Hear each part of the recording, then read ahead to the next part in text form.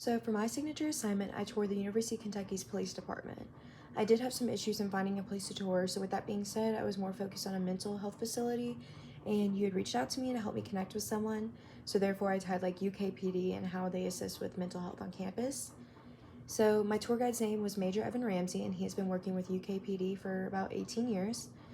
During the tour, he first showed me the dispatch center, and I found that to be very cool because I was very surprised on how many cameras surround campus. He also showed me the evidence room where they collect, test, and dispose of evidence from a crime. And we made our way to the interrogation room, and he discussed with me how UKPD used to have like a soft interrogation room with couches and things on the wall to make the individual feel more comfortable. And we also talked about the hard interrogation room, which is where we were at the time. And I noticed there was nothing on the walls, and it was basically empty besides a table and a few chairs. And he also told me how polygraphs are conducted in there, on suspects and also like future officers and interns, just doing like a regular background check. He then took me downstairs to the break room where I talked to some future UKPD officers and some other officers, and I discussed with an intern where he was making a survey that could be filled out every week on what UKPD could do to become better. And I also met one of the dogs, Hudson. And downstairs, he proceeded to show me where they put body cameras, weapons, and firearms, and talk to me about those and how they're very beneficial to UKPD. And I also got a chance to chat with some sworn and unsworn officers in their offices, and I also got to speak to Mandy Banahan, who does marketing for UKPD. After my tour, we sat down and I interviewed him with a variety of questions that regard UKPD, demographic groups, and mental health. So first, I asked, can you provide any insight to the demographic group or demographic makeup of the population you serve? And overall, the University of Kentucky community is a big one, but students age from 18 to 22, which is the average timeline for students in college. But there's also other times where they work with people older or younger than 18 and 22 if they reside on campus or they're attending a class.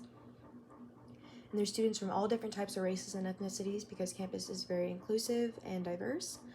And there's also students from all different types of social classes. Because UK is a very big campus, there are people coming from everywhere in all different states.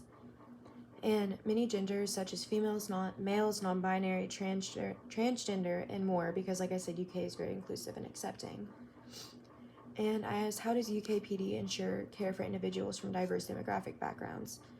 So Major Ramsey said there's a 2-week in-house indocs training, which is where they have experts come in and train UKPD. The experts tend to be from OIEO. There's also the Office of Institutional Equity and Equal Opportunity, which commits to keep a discrimination-free environment. And if anyone feels they have experienced discrimination, harassment, or something other, they encourage those victims to come forward and report these experiences to the office. And the Office of Institutional Equity and Equal Opportunity will help investigate these issues. There's also unconscious bias training, which helps limit your influence and how to become aware of your biases. And they also train how to use tools and strategies to work around your unconscious biases. And there's also cultural awareness training, which is what helps you become more culturally aware and helps you build bonds and trust with your community that you protect. Next, I asked, have you experienced any challenges with certain demographic groups that seek mental health services, and how does UKPD address these challenges?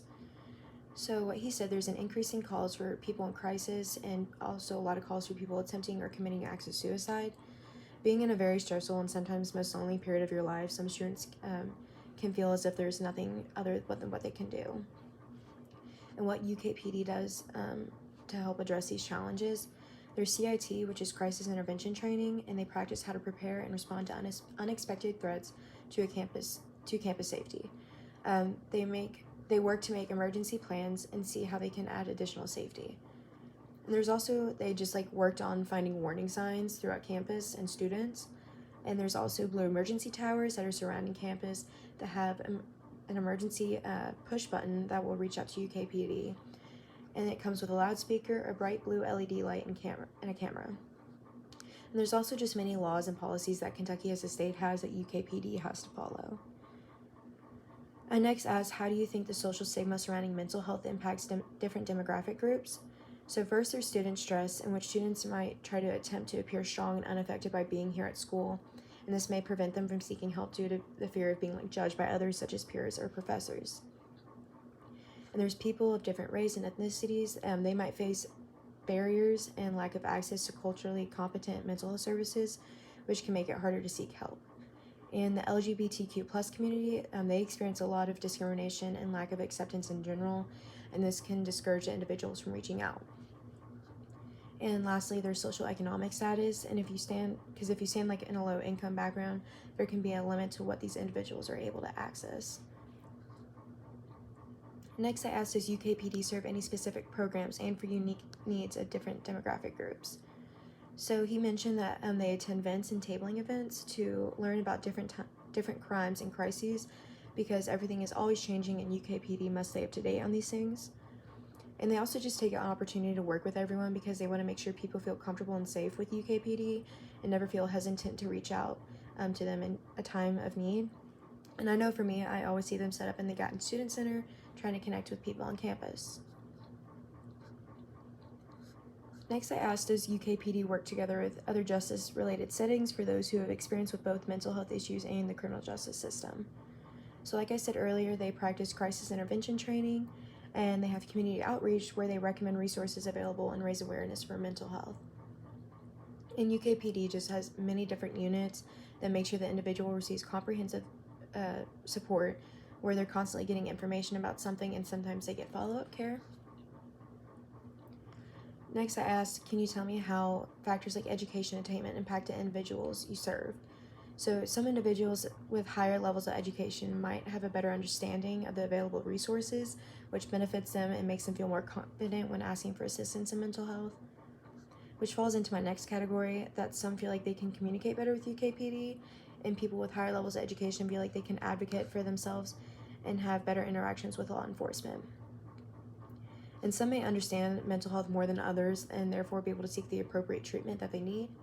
And lastly, it also just helps promote public safety, because if there's an increase in community engagement and participation, they can prove to others that there are many resources out there that are available. Next, I asked, how do you think political power contributes to the oppression experienced by individuals accessing mental health services? So there's limited funding because people in power determine the distribution of resources for mental health services, and there can be barriers created and reduction of quality of care. There's restrictive policies because political leaders have the authority to create and enforce policies that impact mental health care. There can be social biases because if someone in power shows any discrimination against individuals with mental health issues, it can make it harder and make it uncomfortable for people to seek help. There's criminalization because if certain mental health challenges are criminalized rather than treated, it can lead to more incarceration and oppression. And lastly, there could be a lack of advocacy because political leaders have the ability to raise awareness for mental health issues, and if that doesn't happen, people's mental health can worsen and can continue on in oppression. And I also asked, how does factors such as gender identity or sexual orientation intersect with their experiences with UKPD? He mentioned UKPD does everything in their power to make sure to provide fairness and respect to all individuals they're serving on campus. Next, I asked, could you provide insights into any specific policy that impacts the population you serve and their experience? So Major Evan Ramsey didn't list off any major policies, but he made sure to note that everything they do is 24/7 and that they will be able to assist anyone at any time if it's needed. And they also reach out through social media and apps. So UK uses LiveSafe, and that enables direct two-way communication with the UK community and UKPD. They can use text, pictures, videos, and audio to keep students aware of what's going on throughout the campus. And there's also laws in place. One law he mentioned to me was that individuals won't get in trouble if they need service while doing something illegal, such as underage drinking. Next, I asked, does this policy affect access to mental health services for individuals within the population? It affects mental health services in a beneficial way. It keeps students connected to the community and UKPD, and it also helps provide recommendations that are spread throughout campus and keeps close communication. And lastly, I asked, do you think UK could change any policies that could positively impact the experience of the population you work with? He doesn't believe there needs to be any change. He does think UK does a great job in creating organizations and finding ways for students to get involved and be more confident when it comes to mental health. And there's also crime support intervention, which also helps create organizations.